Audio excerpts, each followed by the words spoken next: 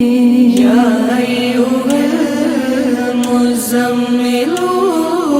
يا أيها اعوذ باللہ من الشیطان الرجیم بسم اللہ الرحمن الرحیم اللہم صلی علی محمد وعلی محمد بعدد المزمل والخصائص۔ ناظرین ٹی آر ٹی وی السلام علیکم۔ ناظرین، آج کی محفل میں ہم ہر پریشانی اور ہر مسئلے کے خاتمہ کے لیے ایک روحانی دعا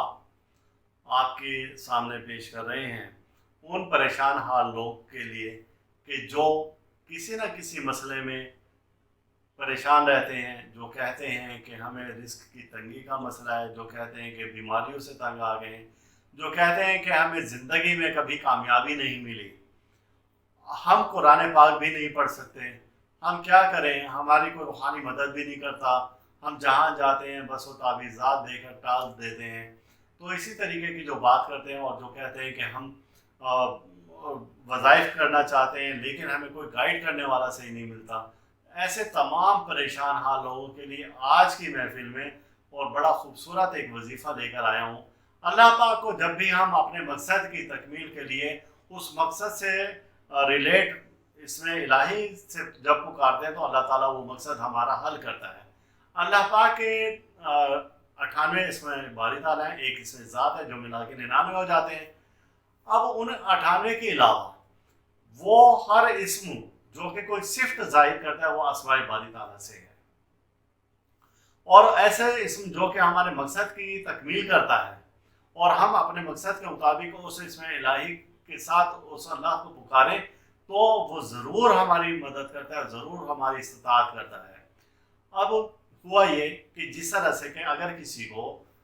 اولاد کی ضرورت ہے، وہ یا خالق ہو یا باری ہو، اس اسم مبارکہ کا ورد کرے گا، اے خلق کرنے والے، تو انشاءاللہ تعالیٰ اللہ تعالیٰ اس کو اولاد جیسی نعمت سے نواز دے گا۔ اگر کوئی شخص مالی تنگ دستی کا شکار ہے اور وہ یا اللہ ہو یا غنی ہو یا مغنی ہو یا رزاقوں کا ورد کرے گا تو اللہ تعالیٰ اس پر رزق کی نعمتیں کھول دے گا، رزق کی بارش کر دے گا۔ اسی طریقے سے جو مقصد ہے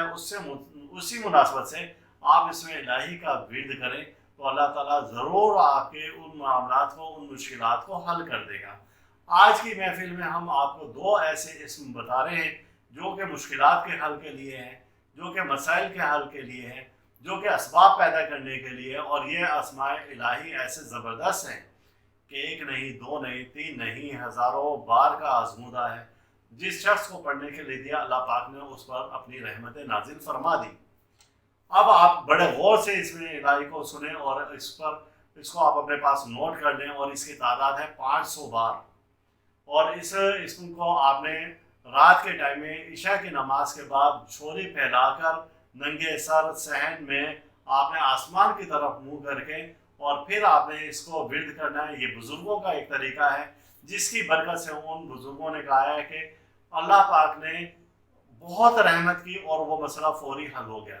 اس کی مدت کا کوئی تعین نہیں ہے،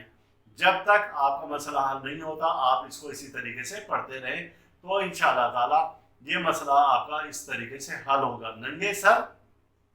جھولی پھیلا کر عشاء کی نماز کے بعد بولنا نہیں ہے، پڑھتے ہوئے کھانا پینا نہیں ہے، اٹھ کے نہیں جانا، قدم ادھر ادھر نہیں ہلانے، اور صرف آسمان کی طرف منہ کر کے آپ نے پڑھتے جانا ہے۔ اور وہ اس میں مبارکہ ہیں کہ استغفر اللہ یا مسبب الاسباب یا حل المشکلات،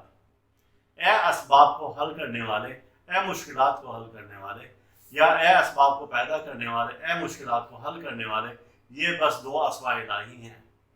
آپ نے اس اسماء الہی کو اس طریقے سے پڑھنا ہے اور پھر پڑھنے کے بعد اللہ سے دعا کرنی ہے، اور پہلے بھی دعا کریں، بعد میں بھی دعا کریں۔ درود پاک کے بغیر تو نامکمل ہے ہر دعا، آپ پہلے بھی درود پاک پڑھیں اور آخر میں بھی دعا کریں تو انشاءاللہ تعالیٰ آپ کا وہ مسئلہ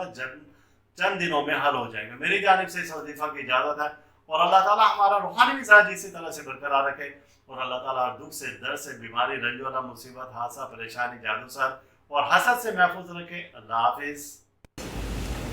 آپ اس ویڈیو کو لائک کریں اور ساتھ ہی سبسکرائب کا بٹن دبائیں اور گھنٹی کا بٹن دبائیں تاکہ ہر نئی آنے والی ویڈیو آپ کو مل سکے۔